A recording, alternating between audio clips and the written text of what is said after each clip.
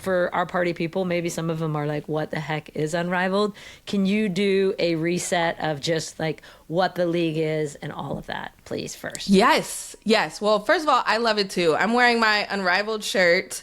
I am obsessed with this, and it is a professional 3-on-3 full court league. And its sole purpose was to give WNBA players an opportunity to play off-season basketball in the States, because everybody has to go overseas to make some money after the WNBA is over. The WNBA is a part-time job for a lot of these players, and they have to pay multiple jobs. So you mentioned it. Nafisa Collier, Brianna Stewart created this player-first league. It's first-class facilities. Everybody plays in Miami in a Sephora. You can get your makeup done by Sephora. They have spas. They have weight rooms. They have everything is first class, and how professional athletes should be treated. And it's been a shock to the system for a lot of these players who maybe their WNBA teams don't have practice facilities. They have to still practice somewhere else on YMCA courts or high school gyms. Unrivaled wanted to make sure that it was everything that the players desired. And I totally respect Nafisa Collier and Brianna Stewart for saying, here's a list of everything we want. And they made it. Yeah. And they made it very popular. The players are making well over 6 figures. They have equity in the league. And they are able to get more money throughout the season. One-on-one competitions, if you win that, you get an extra $50,000. If you win the championship, each player gets $50,000. So it's a way to make money.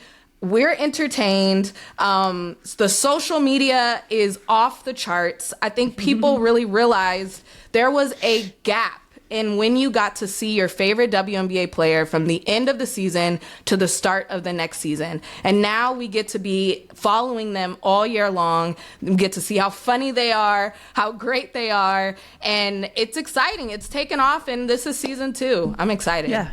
And not to mention, it's 3v3 versus 5v5 in the actual game. So the game, there's more space, so you can see their individual. For me, I like watching it so much because I can actually see the individual raw talent. Like sometimes one-on-ones are like, it's just like, it's a different game. It's a lot like the 7-a-side, like the sevens tournament for women's soccer. It's like World Sevens.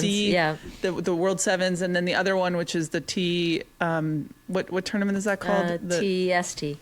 TST. No, the soccer tournament, wasn't it? The soccer tournament, yeah. TST. And it's a 7-a-side tournament, essentially. And it's like so cool to see the game in a smaller version. Yeah. In a way, even though it's on a normal size court. Yeah. Is it a normal size court? It's a smaller court. It's a smaller court, yeah. Okay. It's a smaller court just so... First of all, they have to be in shape in general to do 3-on-3 at full court. But they shrunk the court just to make sure it's not breakaway layups the whole time when people can't get back on defense. But it's great. And the talent, they added 2 new teams. So they added, which I think I'm going to root for the Breeze, which is Paige Beckers. You have Dom Malonga, Kate Martin, Rakia Jackson, Cameron Brink, a lot of the young stars. They put them all on a team. And I talked about the social media. Dom Malonga can also dunk. We've been talking about dunking a lot on this podcast. Paige Becker's throwing alley-oops to Dom Malonga in practice, and I just want to see it in a game. If it happens, you guys, we are going to lose our minds. So I want that to happen. That's why I'm rooting for them. But we also have the Hive and the Rose team with Chelsea Gray. They won last year. So a lot of players to root for. And we get to see the talent on full display in the WNBA offseason. And like you said, Abby, it kind of gamifies basketball again. Like, it's not so much about plays. It's just people having fun, showing off what's in their bag. And it's a great time. So you guys should watch.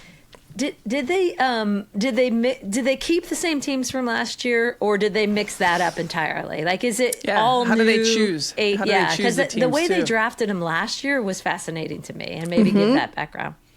Yeah, so how they drafted them last year is the coaches didn't know what teams they were going to be coaching. So they put them all in a room, and they just made the teams even, regardless of who was going to coach what team.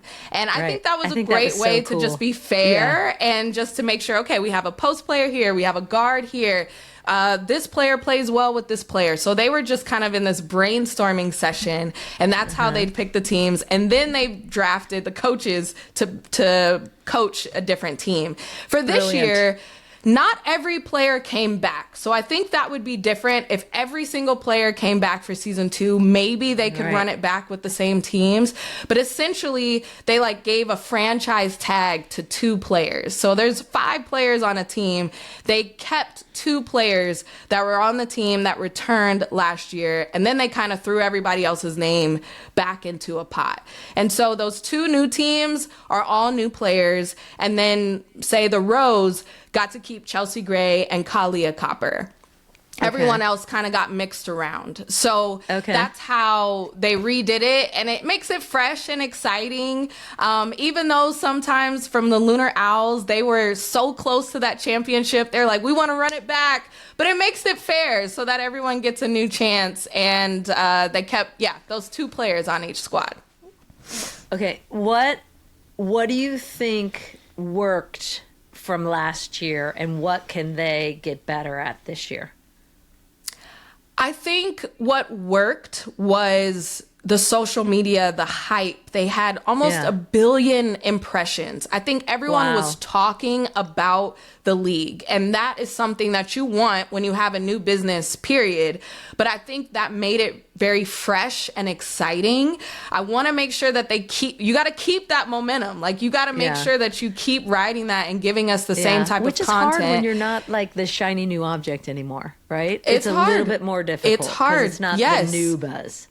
Yeah, Absolutely. especially because there's also this new project called Project B that could impact this league. So I think that, can you tell us a little bit about what Project B is, so that the party people can have a better understanding of kind of this competitor league that's popped up? Yeah.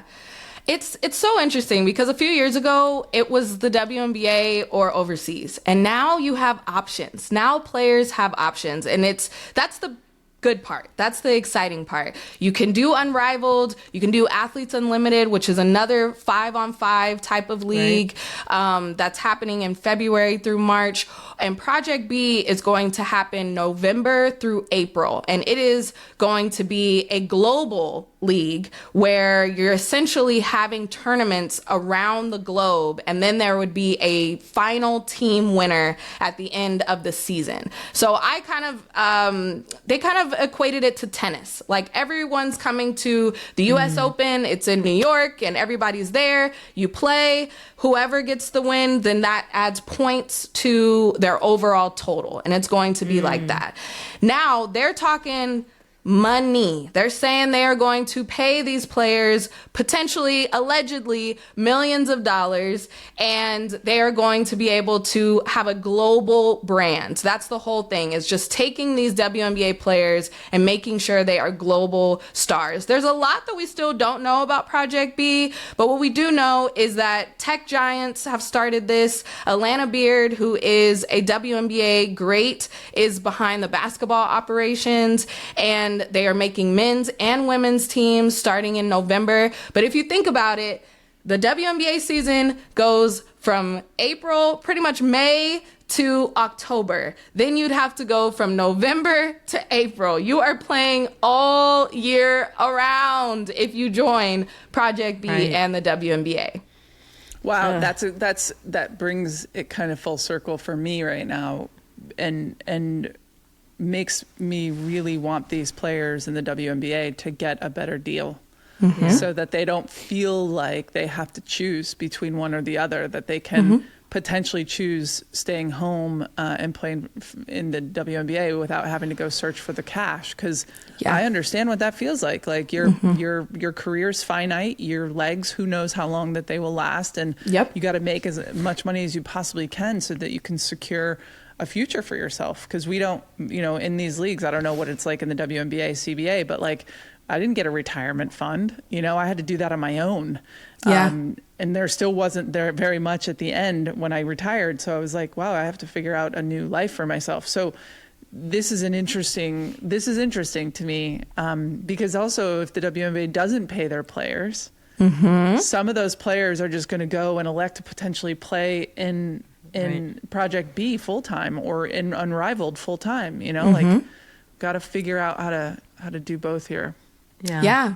Of course, they all help each other, because without the W, we wouldn't know these names. The Right. WNBA is a key part of what these players want to do and show off. It's the best league in the world still for talent wise. But like you said, now, oh wait, do I have to play in the W if I can go make millions over here and that's guaranteed, and then I can rest during the summer? That history has told us that has happened before. Diana Taurasi was paid by her overseas team to sit out the WNBA season that's right. because they wanted her so much. She got paid more to sit out than she would have been paid to play in the WNBA that season. So we don't want a repeat of that. We don't want the biggest stars to just peace out in the W and say, well, I don't have to play. We want to make sure there's options, but we flat out want to make sure these women are getting paid what they deserve. Yeah. That's all I care about.